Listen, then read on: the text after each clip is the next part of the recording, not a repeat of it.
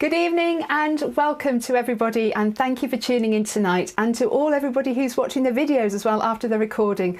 Last week's session has already been viewed 380 times, which is amazing. Even better than that, there are all sorts of conversations springing up around the diocese based on these webinars, which is very exciting. Even if we're only asking questions at the moment, it's just so great to be open and to be exploring new and old options and thinking where we go next. In fact, there's been so much interest in these webinars that we're now thinking of running training workshops for people to learn the practical skills that we need at the moment. Some of the topics that have been suggested include how to get your parish groups onto Zoom, taking communion to the sick with COVID precautions, and also, and this came up in our first webinar, ministering to those who don't have access to the internet. If you'd be interested in taking part in one of these, or if you can think of a topic that I haven't mentioned that we should be running a session on, get in touch, as this is in active planning at the moment. Anyway, enough of all that, and on to our evening's topic. Hopefully everyone managed to get on okay tonight, and it's lovely to see the numbers coming up and all the hellos from all over the place, including Preston and some really exciting places tonight. You can watch the session without logging in, but if you want to say hello or ask a question, you need to log in or create a Google account, which hopefully is nice and straightforward.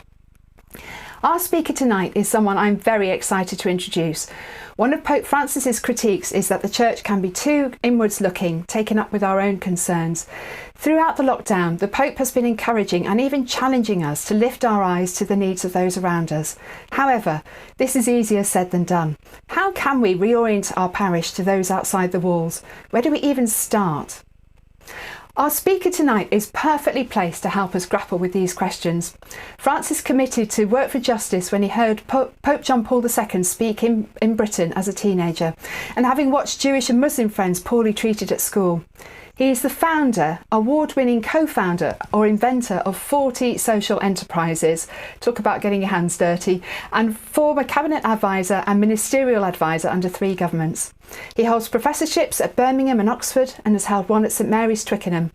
He's lived since the age of 6 in the Portsmouth Diocese, where he's been, and hang on to your hats for this one, diocesan trustee, PPC member, Eucharistic minister, youth leader, HCPT fundraiser, reader, jumble sale volunteer, and helped initiate the Clergy Pension Fund and Caritas on the island of Jersey.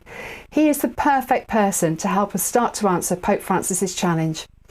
Francis, before we start, shall we have a moment of prayer? In the name of the Father, and the Son, and the Holy Spirit. Amen. Father, Lord, we thank you for all that you are doing in this moment of change and anxiety and worry throughout the world. We ask that you will be with us through this evening, that you will send your Holy Spirit on us and on Francis as he speaks to us, that our hearts may be open and that you may be inspiring us to work for your kingdom. And we ask this through Jesus Christ our Lord.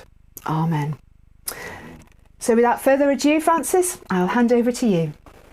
Okay, well, it's a real joy to be here, and thank you, Avril, for the invitation, and for Martin, who's in the background sorting out all the glorious technology, which has saved me grabbing my 17-year-old to do it. And thanks for everyone that's listening and come out on Monday night, and a special greeting to our friend in Preston, who I think is in St Anthony's parish, which from memory is in Fulwood, where I used to visit family when I was about 10, when my cousins served mass there, which shows that the world is a small place and England's smaller than we think. But also, you know, greetings to friends in Northampton Diocese. I suppose another thing when I was younger was I literally used to bunk off school of a lunchtime to go to the lunchtime mass celebrated by Bishop Peter, who's just stepped down as your parish priest, or as your bishop, because he was then looking after the cathedral in Portsmouth. And my mother still describes it as one of the few occasions when a priest has been known to tell someone to stop coming to mass, because he was worried about me ending up in trouble. But I'm going to talk about the parish tonight, but the parish in the context of the wider church. And I'm just going to speak for a bit and then throw it open to questions, and we can get as heavy theologically, social scientifically as we want to get, and as detailed as we need to get on the practical side of things.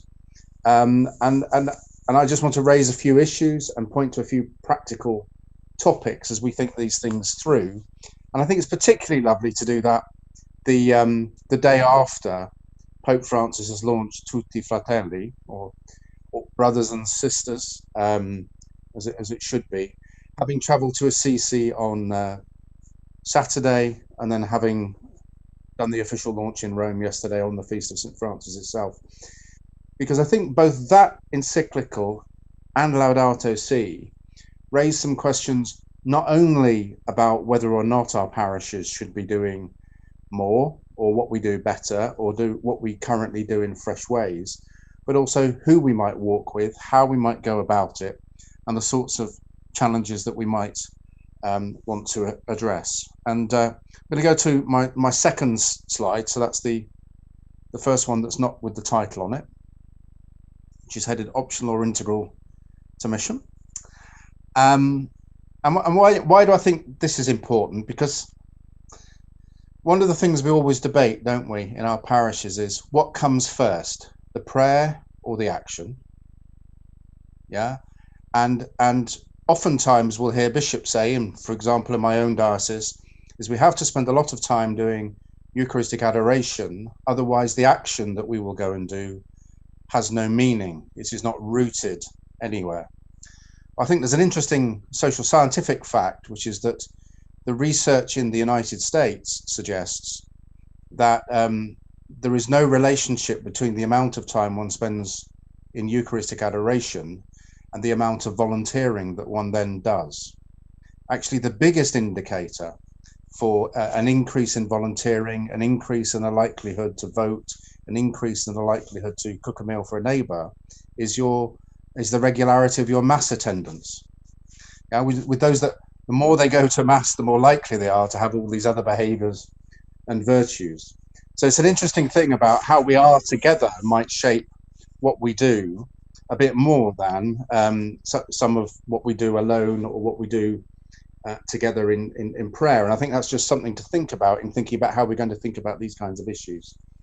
But I think yesterday is a Franciscan moment. And I'm not going to talk here about Pope Francis, although he's the one that's created the context.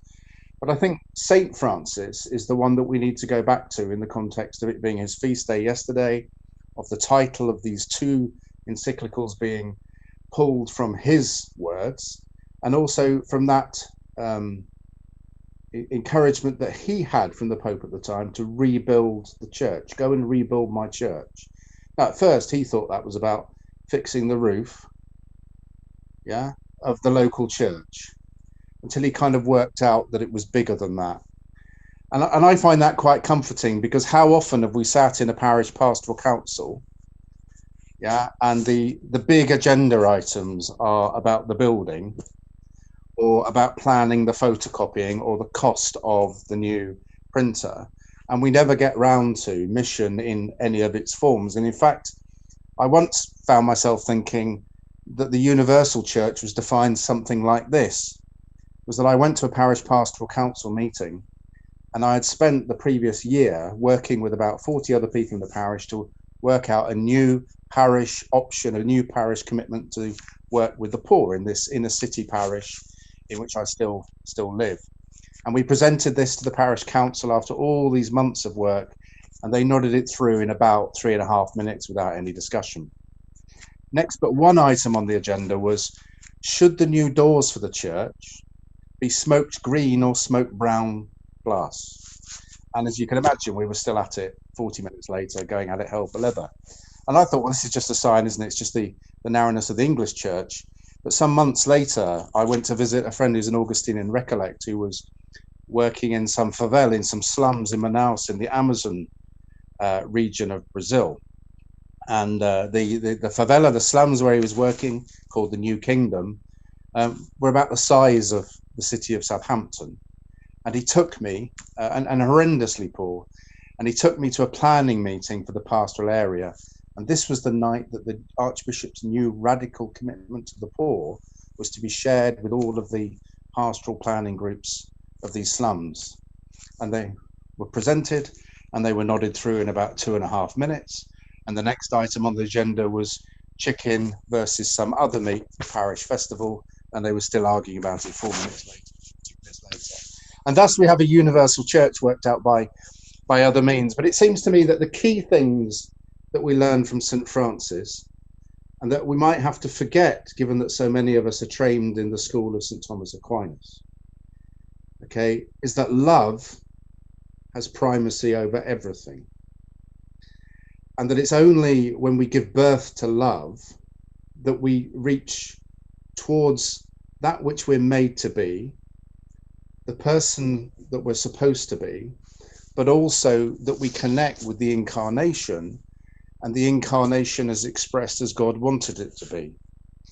Because very often, haven't we, in Catholic tradition, particularly in the years where St. Thomas Aquinas has been rolled out as a compulsory item in so many seminaries, we've been told that crucifixion was only about sin, and that we're terrible sinners, and that God set out with his son to make up for all that bad sin, rather than perhaps asking ourselves the question, if God is so great and so awesome, could it not be the case that when he created the earth, that was his first incarnation, and he knew so much about that and about his plan that he'd already planned Christ, and that Christ was coming whether or not humanity got round to singing, because of God's commitment to his first incarnation.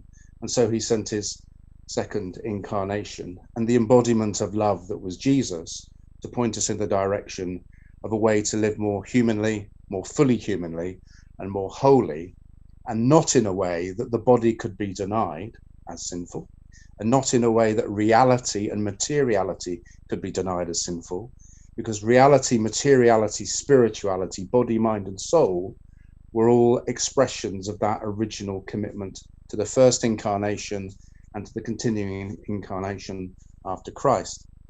Now, when I say that to some people, they say that all sounds a bit funky and Californian. Actually, it's all Duns Scotus, it's scholastic. But there was a row back in Paris, back in the day, and the Dominicans were better community organisers than the Franciscans. And the Dominicans won the argument, and they've been with us ever since. But there's always been that rich tradition there flowing from St. Francis, which is worry less about the intensity of the rules. That's not to say don't be orthodox or don't be accountable to bishops or anything like that, but to set ourselves free to be able to love. And it seems to me that when we want to make sense of a parish that does social action, the real question we're asking is, how do we love? How can we love effectively? Who can we love? And then how are we going to go about loving? Now, I'm going to draw two contrasts here, just because they're current, okay, about how sometimes we think about these things, how we make material that love. Lots of people look to evangelical churches at the moment for examples of people who can get things done. And then there are quick fixes that flow in the evangelical community from that we might look to. And then we look to some of the quick fixes that we've got in the Catholic community for getting things done. And I'm going to just talk about these, not with a mind to criticizing anybody, but just simply to point to some habits that you may have come across in your parish. I've certainly come across in the parishes that I've lived in that maybe get in our way. So on the 30 odd occasions that I've facilitated away days for Pentecostal evangelical churches, and I've asked them what the three biggest needs are in their area, almost without fail, they've come back and said it's addiction, it's personal debt, and it's failed relationships. And that fascinates me, because when I've done the same thing with Catholic parishes, what are the three big things in your area? Even if they're in a church about 400 yards from one of the evangelical churches, they'll usually say it's the youth, it's the lapsed, and it's the divorced. Kind of quick fix, isn't it? Well, this interests me because in my own home city of Southampton, all of the Pentecostal evangelical churches got together because they were now called by God to serve the city and to bring light to the dark places of the city in a fresh way for the first time, because they'd always been a bit cautious of social action because their theology had wanted to point them in different directions. And they prayed together for the day, and God told them that the three great challenges were addiction, debt, and relationships. I thought that's interesting. And at the top of that list was addiction. So hundreds of them got together and they created a new organization, and the new organization went to meet with the chief executive of the city council, and they said, we have hundreds, in fact, we have thousands of congregation members here in the city, and God's called us to work with addicts. And the chief executive said, that's fantastic. The only trouble is, there's not enough addicts to go round if you bring that number of volunteers to the task. And they went, oh.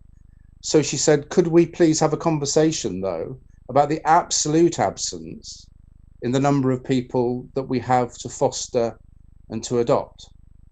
And so after a period of what we might call discernment and what they called some time out to pray about it, they went back to her and they said, we'll run a campaign across all of the churches in the city.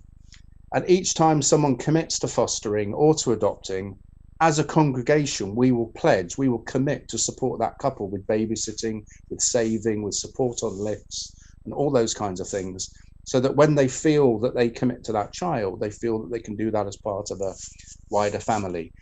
And you know what? It's really had a transformative impact on the number of parents coming forward. But interesting, isn't it, that God hadn't told them to go there. They had to go and do the analysis. The other thing then, okay, is the analysis bit is what's the need in our place? Well, it might be that you say to me in Basingstoke, it's the youth, the lapsed and the divorced. But if I go and ask the council or I look at the social data for my patch, it's the elderly, it's the severely disabled, and it's parents with kids at child and adolescent mental health services. Yeah. Now, we don't like to talk about the future being old, but hey, in Britain it is. People still feel that disability is something a bit odd. Think how often in church we have a day for disabled, handicapped and sick people together. Well, most disabled people are not sick. And we take them on pilgrimages to get them cured. And lots of disabled people don't want to be cured because they were happy to survive when they were born early or whatever the trigger for their disability was. And parents with kids in child and adolescent mental health services might not feel very comfortable talking about that in the parish because they've never heard a priest preach about the topic. Or in fact, if you scoured the Catholic documents that we have, the only time that popes have ever referenced schizophrenia is this pope and the last pope referring to schizophrenia as a metaphor for spiritual inconsistency, not as recognizing the pastoral needs of the 1/5 of humanity who happen to hear voices because of trauma, because of illness, or because of other experiences. So the evangelical quick release then is we pray about it and we end up going down the addiction, debt and relationships angle. That might not be the social reality where we live. They then might launch a new initiative and they might do it together as a congregation. Yeah, because they want to give Christian witness together as a church. Our equivalent of that might be to say the youth, the lapsed, the divorced. And the nice thing about that is that we can do it together as a parish. But maybe the question we have to ask is, when we say we want to do it together, who do we want to do it with? So we're having the conversation, what do we want to do? We're then looking hard at the real needs in our area, what they really are. And then we're saying, who do we want to do that with? So the first thing, isn't it? Well, we might want to do it with other Christians. That might be a result. In these secular times, that's not as hard as it used to be.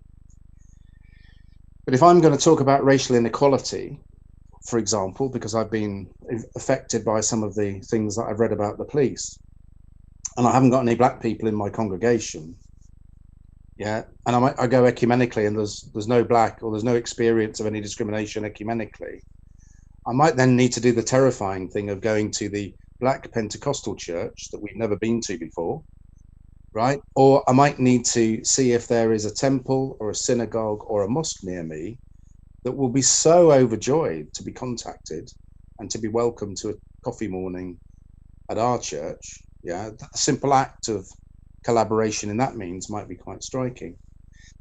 And then there's this question that we need to ask as well, isn't there? So, do I need to do this with other Catholics for it to be authentically Catholic? So, if I am a skilled finance guy in the parish, and I'm going to go and do pastoral visiting which actually I find quite hard work because I like numbers and I like rationality and I like predictability.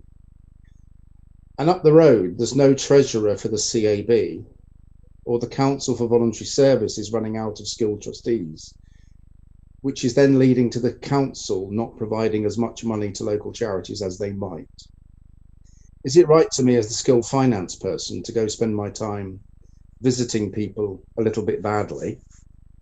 Yeah. Or would I be better going and, doing something financial, something well?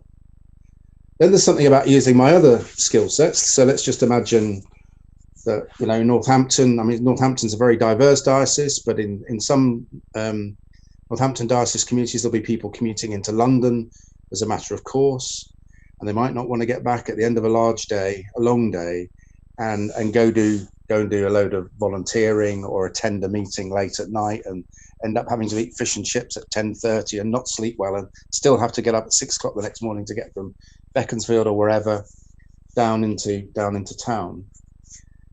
One wonderful thing I heard about in Bedford, in this case convened by the local directly elected mayor, Mayor Dave Hodgson, was he pointed 3 people that worked in the city towards the train, and they meet up, or they were about 18 months ago, meeting up on the train once a month.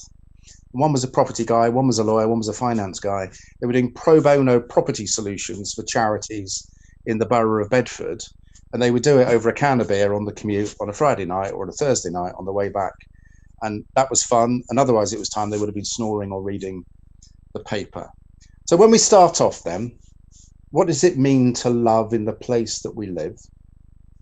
What does it mean to do something together?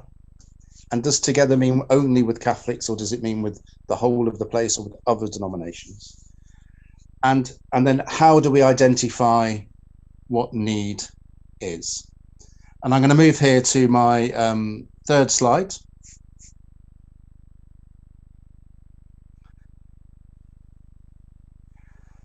So, right need, that is, who are we going to help? How are we going to help them? And how often are we going to help them? If you set up a soup run and it coincided with every other soup run in town, you might end up with a situation that they did in the borough of Westminster, which is that soup runs were queuing up to actually hand out their food of an evening. And the homeless guys were going around saying, I've worked out the Methodists do the best coffee, the Catholics do the best pies, the Pentecostals do the best meat, so the Hindus do the best vegetarians. Ridiculous. That's fulfilling something in you, but it's not responding to a need. So who, how and when for the need. Then the right vehicle.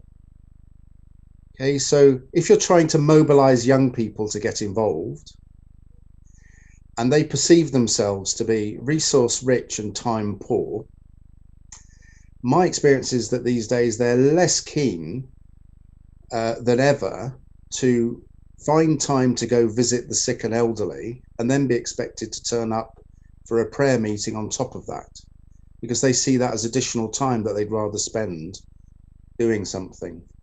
So your SVP group or your parish social welfare group that says, let's do something together, needs to tailor make the availability of time to the availability of the people coming in to help you.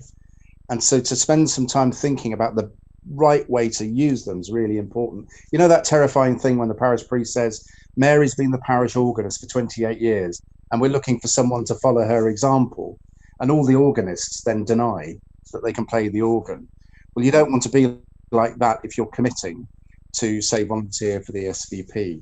So could you covenant for 3 years, 4 hours a week or 5 hours a month, in the same way that other people might covenant money? Could you set something up so that it's every 5th Sunday as opposed to every single Sunday for 3 masses, so you can't cook your Sunday lunch and you can't do anything with the kids and so on and so forth? So think about the need, then think about the right vehicle, and then the right action. And what I mean by the right action is, what is the thing that you're trying to change? Because if you rock up from a church as a volunteer and you want to take someone out of addiction, you're on quite a high and intense journey with someone that's living with some kind of problem, substance abuse. So if you're going to commit to that, the level of training you're going to have to invest in, the level of preparation and the level of support is going to be incredibly high. You need to think that through.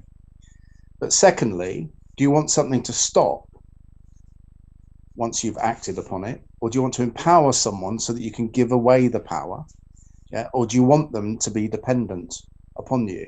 So if a homeless guy is still coming for you for exactly the same meal 8 days a week in 8 years' time, did you actually fail, or had you been able to move him on to something better, or her onto something better? And then do you want what you do to change your policy as a result of you to do it, so that more people don't end up coming to your service, so that in the long run you abolish what you're up to? So let me just give you a few quick examples, and then we can throw this open to some conversations. So concrete things. In the city of Portsmouth, the Anglican Cathedral had a building it wasn't using. They'd spent 2 years trying to rent it out. They then found a way to use it on Sundays only for the equivalent of parish mass. Think of your parish hall in this case and how often it's actually used.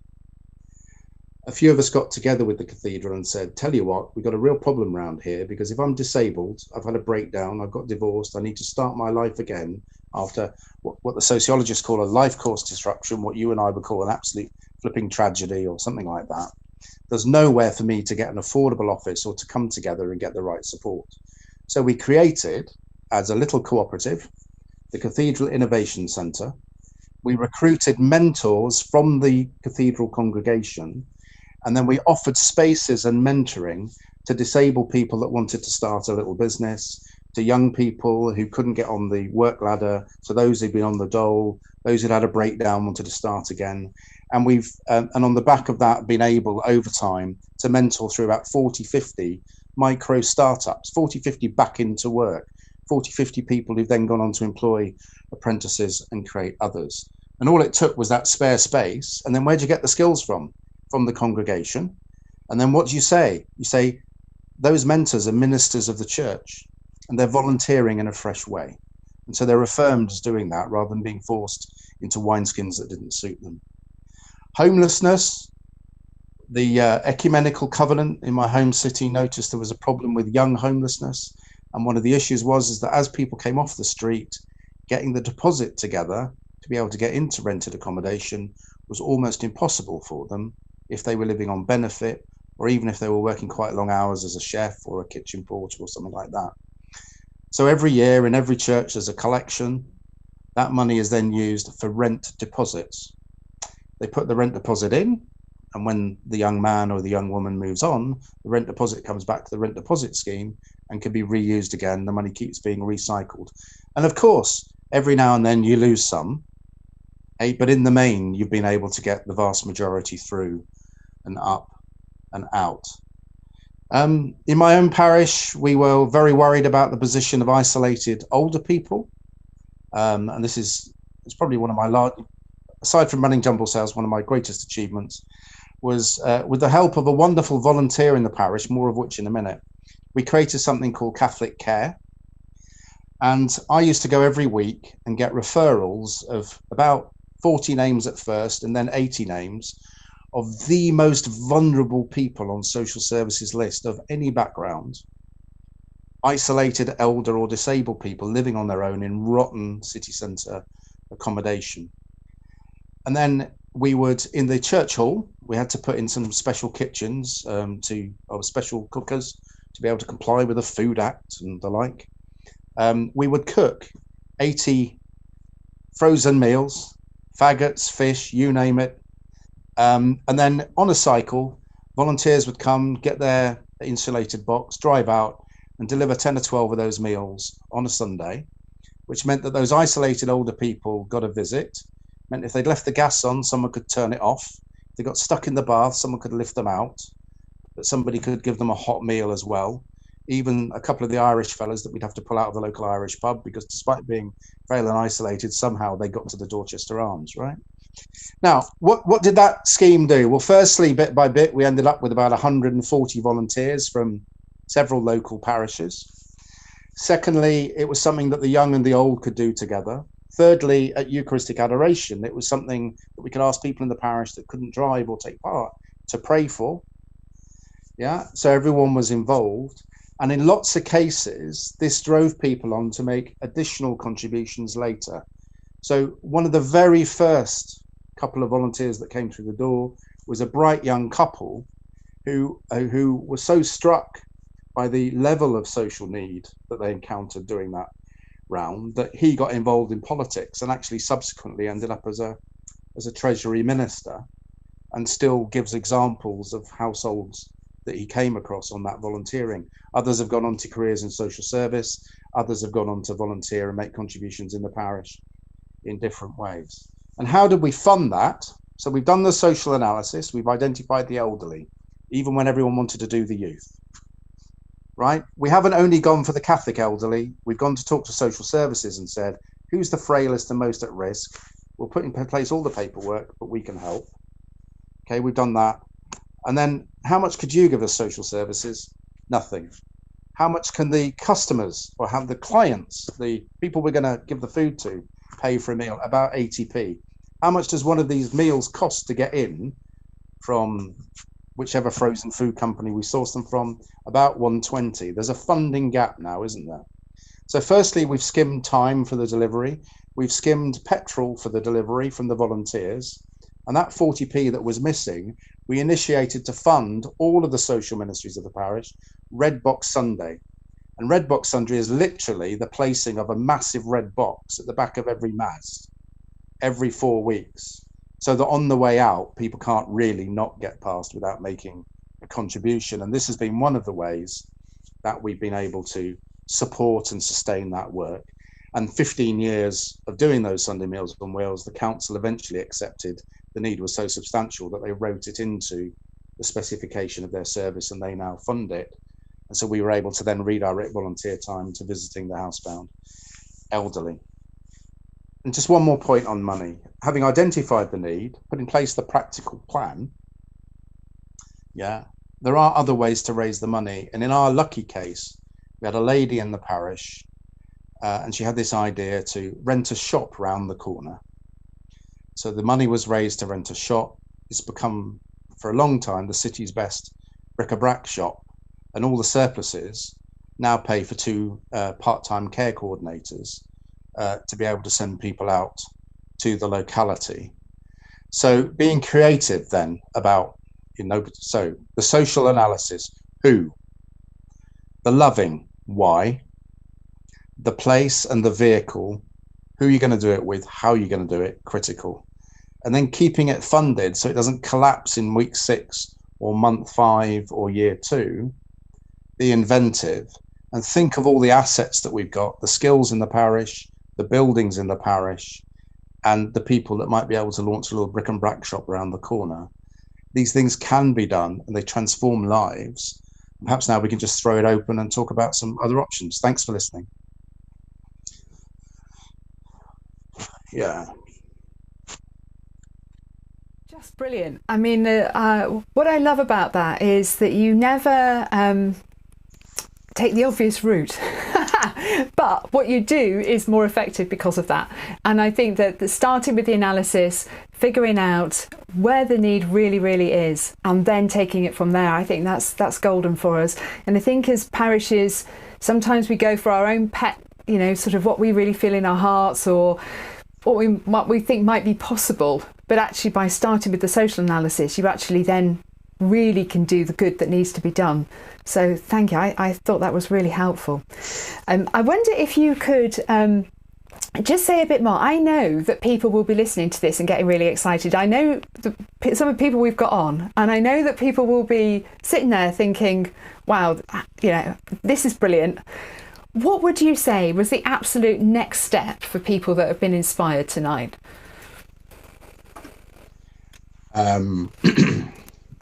Beer. No. I think when we start to do these things, we need to gather some people around, and we need to think about gathering the right skill set around. So I think a little kind of shortcut might be to say, we're going to do people. We're going to need someone to help us recruit people. We're going to have someone to help us organize. We're going to have someone to help us with the website or the tech. And we're going to have someone to help us with the money. So people, operations, information, finance are quite critical.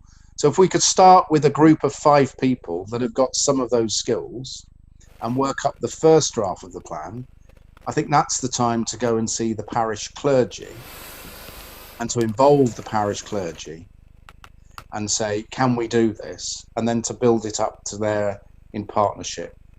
If this is the parish priest or the assistant priest or the deacon initiating it, then I think that the deacon might wait until the people with those 4 or 5 sets of skills have been brought together in the room to do the work in partnership, and the clergy could facilitate that. Because in the end, what we want is the clergy to create the context in which the lay people can make these social apostolates, these social ministries happen. Because you really don't want, and I'm sure there are priests maybe listening or will listen later, you don't want, the moment you start a social ministry, you don't want the poor priest to end up being the key holder for the hall at the end of a late night, or to be doing the admin, or the parish secretary having a nervous breakdown because she's now got 300 lots of tins being dropped off because we're doing better collections for the food. And so to do that in partnership right at the outset. So I think find some friends, make a plan, don't forget the website and the IT or the finance, and get together with the clergy in partnership. And that's the beginning. Fantastic. Yeah, no, really good advice. Certainly, one of the things which I love about travelling around the diocese is just how many skilled and talented people we've got. We've just got everybody. I've said this for years. We've got everybody we need in our diocese to go forward. We just need to get everybody involved. And so I really love that. Start by gathering other people. Ron Corbin from Winslow, and I know Ron chairs the local school the summer holiday hot lunches project that's there, which is a fantastic project in Winslow. She asks, is there something about who is driving the question? Are we blinkered as to what the real question is by fear of how we'll deal with it, or even a vested interest? So can I check first of all where Winslow is? Because the Winslow I know is in Cheshire, right? Yeah, absolutely. So no, this one is a bit north of Aylesbury and a bit south of Milton Keynes, if Winslow people don't mind me describing it like that. No, that's all right. That's all right. On the border, yeah. Are we driven by who's asking the question? Yeah, so one thing to think about is who's at Mass with you. Yeah? And if they're all white 50-year-old professors like me, yeah, they're probably going to give you a pretty standardized answer. Yeah, and if you don't take the time to get to know them, you're missing out on a series of tricks. So I think, firstly, if we're really honest, disability, severe mental ill health, isolation due to aging and dementia, as well as empowerment due to aging and dementia, are almost omnipresent in our parishes now. But in parishes where people are facing those struggles, it will still be the case that everyone will sit around saying, we need to do something for the needy, like they're somewhere else. And that's because some of the needs that are in our congregations are just a bit too tough for us to honestly talk about, right? So I think, firstly, who is it next to you, right? What are their needs? And then how do those needs relate to the needs of the place? And to be really, really tough with yourself, that you're being honest and not really trying to set something up that's about you, and that it's really a response to the need. So I think that is fair question. It will always be driven by who's asking the question. You know, the chippy people that keep going on about low wages. Yeah. Oh, you know, these people that keep writing to me as bishop, thankfully I'm not one, but if you might see what I mean, but they keep writing to me as bishop, going on and on and on about low wages. What on earth has it got to do with the church? Okay. Until you discover that, say in my parish, many of them work in the hospitality industry, do busting hours and don't earn so much by national standards. And many of them might be Filipino seafarers who've had a finger broken because the captain on the ship that's just docked in the port is the biggest brute you can possibly imagine. Or actually 10 people at the 7 o'clock mass are the Catholics in the local department of psychiatry who've been brought along as a special treat. So they really don't want to hear from the curate that, anyone with a mental health problem is a sinner, which has happened. So who's in your parish? Ask the question and be honest about who's asking the question and where you come from. And don't let yourself fall into one of these shortcuts, whether that's it's all about the addicts, it's all about crime, it's all about the blacks, it's all about Africa, or it's all about whatever it is. One of the things you mentioned was go and find the data, do the research, and we can put links out for this later, but where are the good places where you do that? Because sometimes it can be quite hard to find, just to get your hands on that stuff to get going. Yeah, so some are stronger than others, right? But in every locality, in the towns and large towns that make up the diocese, there's a council for community. It'll be called a council for community service, a council for voluntary service, or a council for voluntary action, and they will have the needs at their fingertips. Now, the thing you'll have to deal with when you go and see them is they won't have a clue what a Catholic is. They won't have a clue what a parish is. There'll be all sorts of assumptions going on, unless you're really lucky that it's someone that knows faith communities about why you've rocked up. But they've got that data there. Another really good place to go is your local counsellor.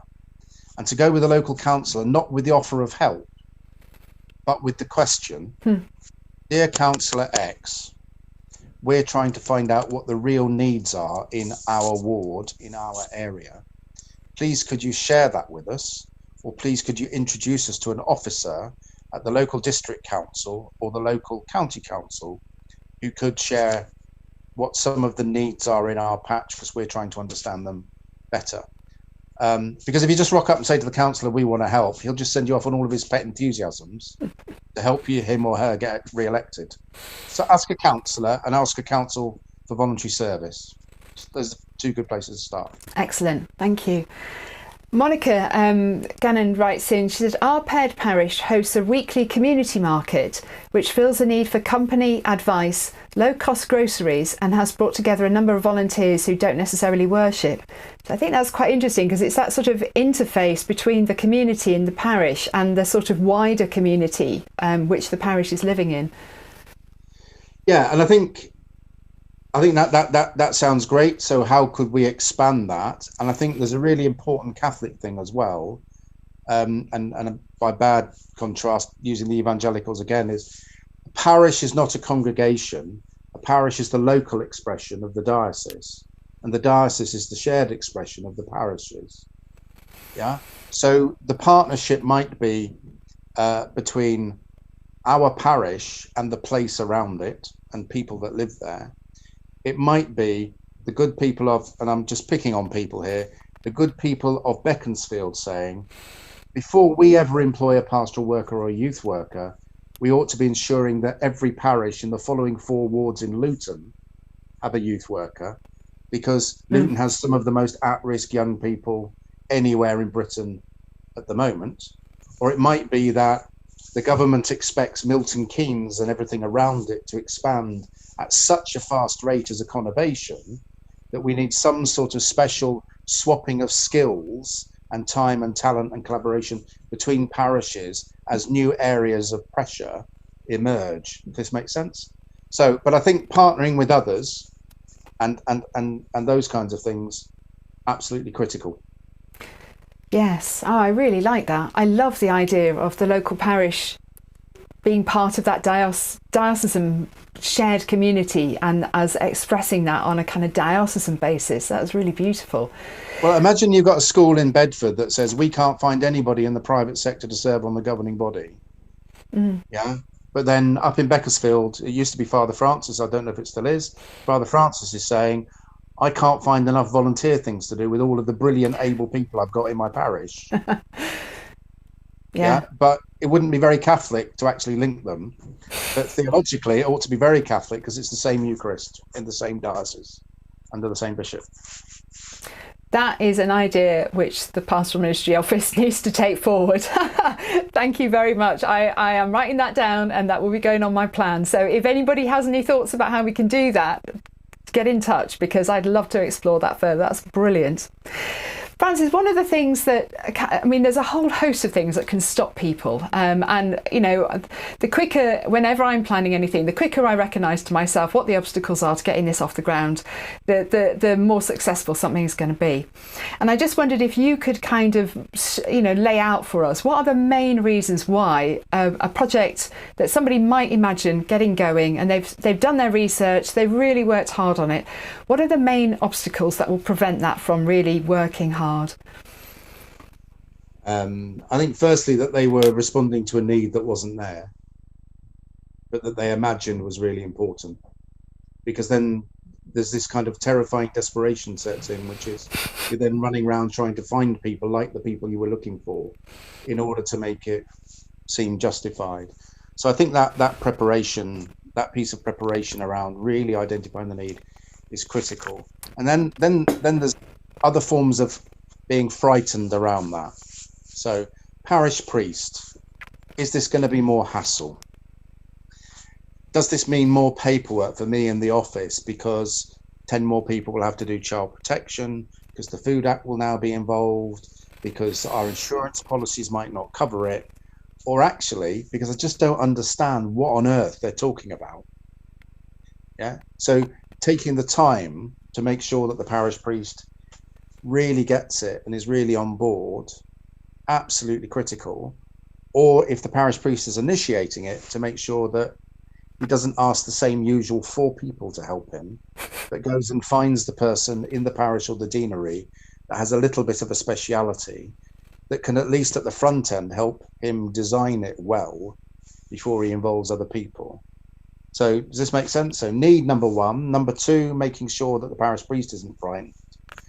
And then number 3, I think this is really critical, is making sure that people's service is time limited,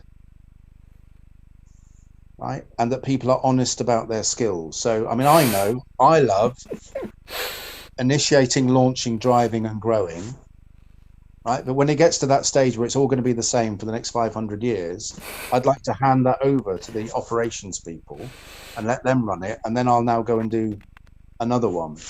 What happens in parishes is the person that launches it then hangs on to it for 10 years and kills it. Yeah. Or they launch it and they desperately want to give it up because they've now retired, they want to spend time with the grandchild, and they can't give it up because no one ever put an end on their term, so no one ever made a plan for when they were going to step down, so no one was ever prepared to take over from them, and they end up stuck with the Sunday lunch club for the next, or the weekday lunch club for the elderly for the next 30 years, until actually they ought to be going to it and they're still running it, right? So social need, number 1, preparation and making sure that the clergy aren't frightened, right, or getting too carried away because it's not doable, right? And then thirdly, time-limited offices, time-limited roles that enable people to dip in, dip out, take part, step back, and hand over to other people. And money. And money, absolutely. Yeah, we don't like to talk about it in the Catholic community. Yeah. It's all sweet, dirty and simple.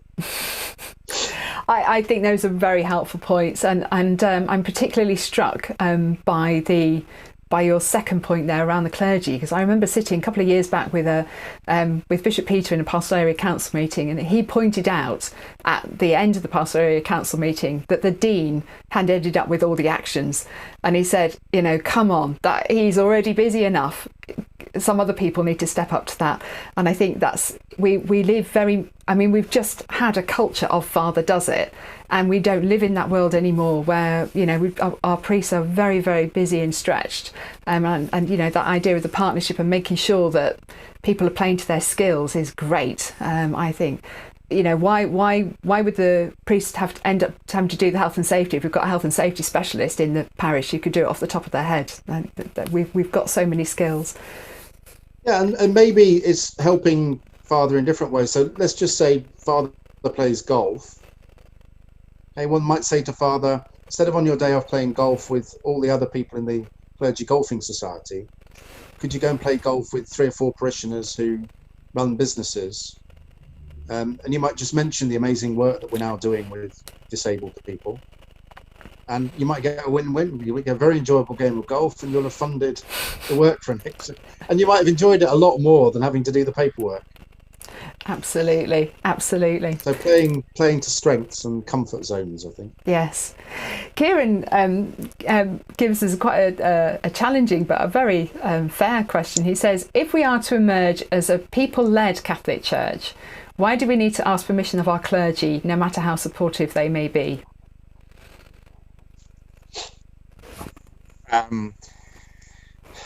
If one's trying to do something new and fresh, yeah, it's always good to get allies on board. And why shouldn't clergy, the grumpiest lady or man in the parish, the most energetic person in the parish, be part of the project? So let's just involve them. So I think that's just a general principle about involving people, even though we might think that we might not to. But there is just like a basic thing, which is that if we're a people-led church or not, for the time being, the parish priest in canon law is the guy with the checkbook. The parish priest in civil law is probably the guy delegated by the diocese to take responsibility in legal terms, even if it's not operationally, for insurance, for buildings, for fire, for child protection, and for all the things that go wrong. So if I was a priest, I'd be very happy to let lay people go on and do all sorts of things. But I want to be fully briefed and what's the word? Be assured that when something goes wrong, everything was done in such a way that I can stand there with my head held high and say, well, there may have been an error or a mistake tonight, but we went about it the right way in the right time, in the right place. And he can look the diocesan financial secretary in the eye and say, your insurance premiums are safe in our parish. And that's not unfair on anyone. You'd want to do that at work or as a school teacher or school governor. So why not just be fair on the parish priests and involve them? Yeah, absolutely, absolutely. Plus also, you just don't know who they know, what networks they've got, who they might be able to say, oh my gosh, so-and-so would be perfect for this project. And just, the networking that they have is huge. Yeah, and we underestimate that all the time, and the extent to which, and clergy underestimate it even more than us, is the extent to which they're loved and cared for, and that people don't mind if they approach them or ask or want to be alongside them, because people so appreciate them. But the worst enemies in that regard are the clergy themselves. They don't really believe it. Yes. We might just need to remind them, give them a gentle kick up the Beretta.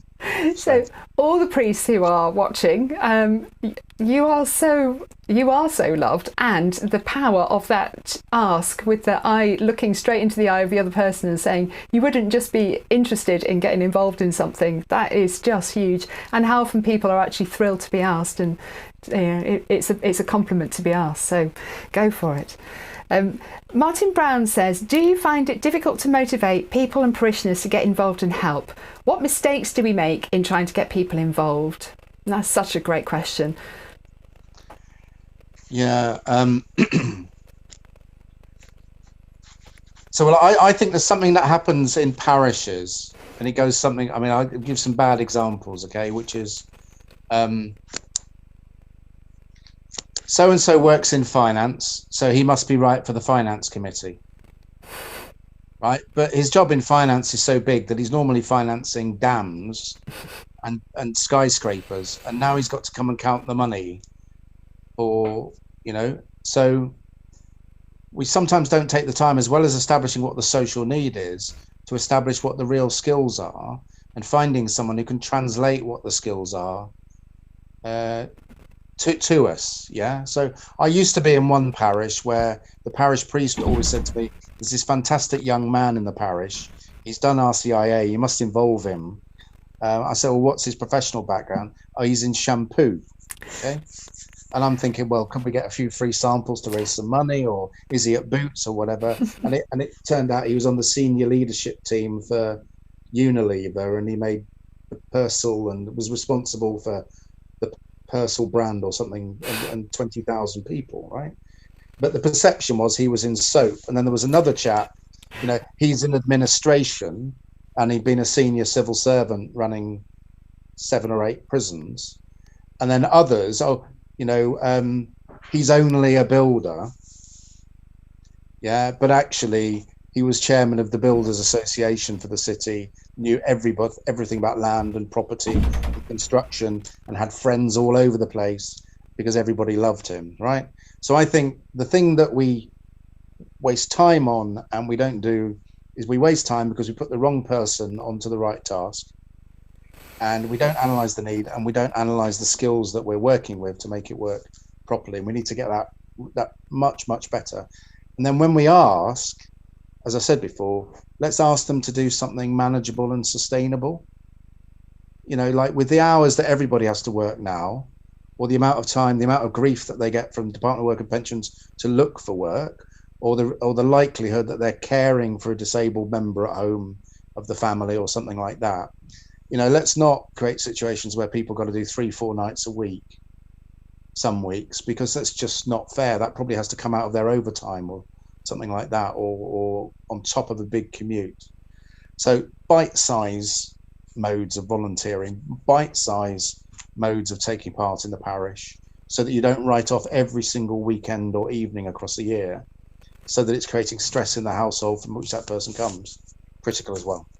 One of the things I think as Catholics we do is we tend to regard this as kind of duty, like we should be doing this because it's our duty, and we forget that actually volunteering is fun and life-giving. And like you just talking about how people who volunteered on some of your schemes went on to have lives in public service or in social work or whatever.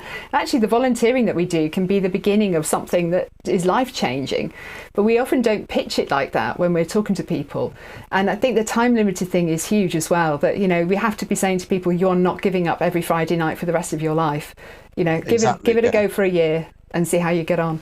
Yeah, and all sorts of changes, so not just big changes. I mean, one chap I know, he used it as a way to transition out of a clerical job working for Ordnance Survey to be able to get a job in a nicer, more, what he perceived to be a nicer, more caring environment, and he picked up a few experiences as a volunteer. But it also, that comes back to that first thing I said about love, right? If we're rammed up with duty and we're rammed up with guilt, there is a sense in which we're running around trying to care for the poor to compensate for all of our sins. But if we were made to love because God made the planet to express his love and sent his son as the fulfillment of his love, then each time we love a unique person and then take that learning to transform the society around that person, we're simply being who we're made to be, who we're called to be. And that's a lot more liberating than drowning in duty. To be set free by love, seems to me. And that sounds gushy, but it's a reality. I think it's something that we learned in lockdown, actually. I mean, I've lived in my house for 6 years and I know my neighbours up this end, but I didn't really know anybody down the rest of the road. And just through getting involved in, we've got a lot of sheltered housing down our road, and just through getting involved in, helping out with the lockdown, with delivering food and prescriptions and things, I now know everybody down my road, and you can't unknow people once you know them. It was just an expression of we must do something, as a Catholic, we must get involved. But the benefit to me felt like it way outweighed the benefit to the people I was, sort of meeting and getting to know. And it isn't gushy when it's lived like that. It's really exciting and inspiring and active and energy filling. No, I think you're right. And I think there's a thing alongside that, or as well as that as well, which is just making sure that the way that you express that love suits you as a person, because I can think of parishioners might be terrified at the thought of getting to know lots of people down their road, right? But would be very happy to do things for people down their road. And so there's also something there about saying, well, if I'm not someone that revels in very, very social situations, talking to hundreds of people knocking on the door, right, it's okay to cook a meal, say good luck and come away, or whatever the thing is as well, if that's what enables you to be free. Yeah, and when we look at how Jesus called people, he called them in really specific ways, and he met them where they were, and he gave them jobs to do which fitted them. And I think taking that into the parish is perfect, really. Let's Yeah, and you mentioned that we're at a time of immense change. So before St. Francis, the church was in monasteries outside the cities. After St. Francis, the friars just wandered into the cities to be alongside the places where those that were struggling now lived. Yeah, and to be alongside them. So they kind of, the purpose of the friars was to ask, who are the people we don't know, and how can we walk into the street where they live? Very gentle, very warm. And so maybe the question at the heart of every parish should be, who don't we know yet, and how can we meet them? What a fantastic, what a fantastic thought. We've got time for one more question. So if there's any burning questions that you've got, Francis has clearly done so much, and I expect, been tremendously successful, but possibly learned from a few mistakes along the way as well. And so if there's anything which we want to ask him, well, we've got the opportunity for him here, that would be fantastic. But one of the things I'm thinking is that it would be great to network. If you wanted to get something off the ground, if you got really inspired tonight, you did what Francis said, you did your research, you got your group of people together, come let me know, because this is something that the Pastoral Ministry Office can support. We could potentially run training, we can potentially, sort of buddy you up with each other. Now if you've got a really effective group and they're going and they're absolutely brilliant and they don't need any help, that's brilliant. Just write and tell me, because then I can feature it in the parish blog and you can inspire other people. But if you're getting it off the ground and you're sort of making tentative first steps and you'd like a little bit of support, then that's what the Pastoral Ministry Office is here for. So if there are new projects that you'd like to get off the ground, there's some support that you'd like, maybe some training, then get in touch, because I would love to see new things happening as a result of tonight. But this is tonight with a whole bunch of tremendously talented and committed people, lay and clerical, across our diocese. It's fantastic. So James Bellamy asking our final question here. He says, and James is involved at every level of the SVP. In fact, I think at one point he was like the entire SVP. He's an amazing guy. He says, my concern is we get involved with a kind heart, but no real training about how to deliver it well. Example, homelessness. Do you feel we prepare and train well enough? No. But exactly. So it comes back to, we wouldn't let people loose as priests without seminary training. We wouldn't let people oftentimes read without doing at least a bit of practice. There's some formation for Eucharistic minister. And then what does the diocese or what does the deanery do to prepare people that we're going to respond to for social need? Maybe not as much as we should be thinking about. And that is a calling. It's a legitimate calling. It's an equal calling in the service and mission of the church. So getting that right, you're absolutely right. And I'm just wondering, as you're talking, are there secular places that we can look? I mean, obviously we can run training within the church for the sort of theological underpinning for all of this, but I suspect we're not the best people to be training, if you want to work with the homeless or if you want to work, with the very elderly. Where would be good places for people to look for training? Well, so it occurred to me when you said that the Diocesan Pastoral Ministry Office could do something. One thing that it could do maybe is get a bit of money from the diocese and raise some money from some external bodies to set up a kind of a triaging service, so that there was a website, or there was maybe a fraction of someone's post, which was there to point parishes in the direction of the right person to get the right training to respond to whatever the need is that they're developing. And Anglican dioceses have been traditionally quite good at having a part-time post like that to send parishes. So why couldn't we try that? And then I think in terms of skills, Council for Voluntary Service again. Yeah, there's an ecumenical network called Cinnamon Network, and they will give you a small startup grant if you want to try a new ministry or new form of social action for your parish, of between £1,000 and £4,000. In some places it's a bit more than that. The people who've got lots of a lot more flexible money than almost anybody else in every locality is the Police and Crime Commissioner, because the bureaucracy on how they spend money is not as high as it is in other parts of public service. And of course, to build up the community, is to reduce the likelihood of crime. So they quite often have courses going on. They quite often have small lumps of money to be able to help people to trial things. So the councils of voluntary service, ask your local councillor again, the Police and Crime Commissioner's office, to have that relationship. And maybe we can get some capacity building in the diocese so that you knew that if the Mayor of Bedford's putting on a course, you could make that available to everybody in Bedford. Or if, Noah down in Luton is putting on something and it's Vincentian as its charism, that all of the SVP in the diocese could benefit. Likewise, there is amazing capacity for training in the University of Northampton. It's one of the global pioneers for social enterprise, voluntary action, and civil society. So the resources are there in the diocese, and maybe we just need a central place so that people can get to it easily.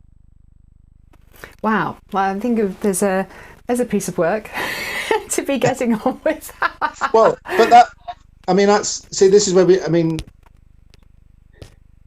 somewhere in our parishes next summer, there'll be kids in great colleges doing their third year dissertations and their master's dissertations. And then they're going to be worrying about getting a job afterwards. So could it not be the case that the research that got together the data for that to go on the website might make a fantastic master's dissertation for someone at Bucks New University or for one of the FE colleges in Luton or at Bedfordshire University or the OU in Milton Keynes or wherever across the patch? It probably could. And they'd be able to get a job on the back of that, and you get a wonderful piece of work, much less expensively than if you had to pay a consultant to do it. Wow. And maybe in Luton we could try the same, in Northampton, and and there are people in all those institutions who get paid to make that happen and have no idea where to go in the community. And then the community have no idea where to go when they go in there.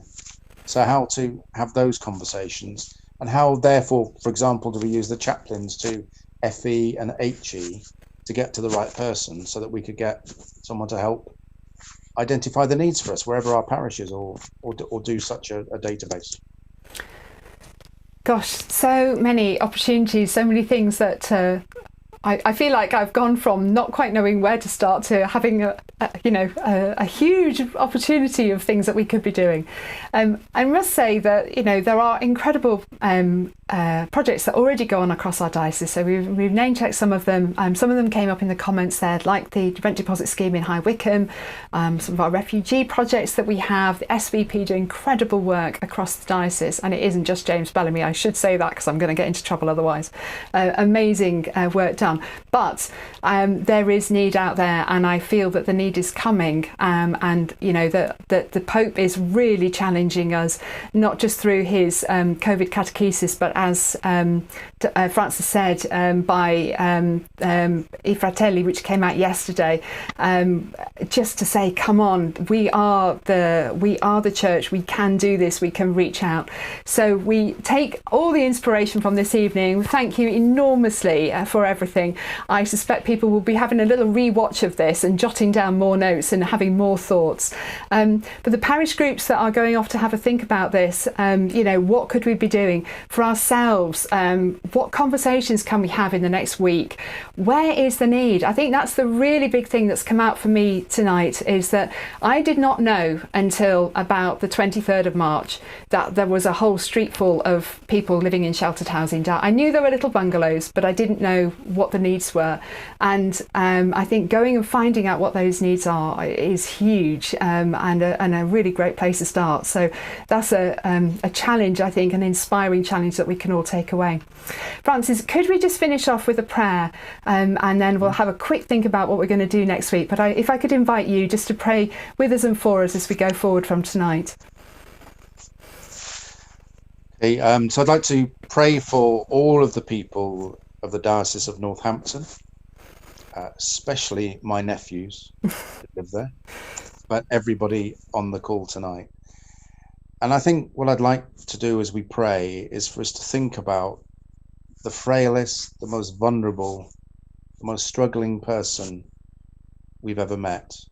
And I don't mean only the homeless guy with his hand out in the middle of town, or the person that we've encountered in a drop-in centre, but maybe that brother that we sat with in hospital with their cancer, that child that we held on the day that they were incredibly ill, the person in the parish that we just sensed wasn't quite okay and something was up, and hold them in our mind and say, how do we notice?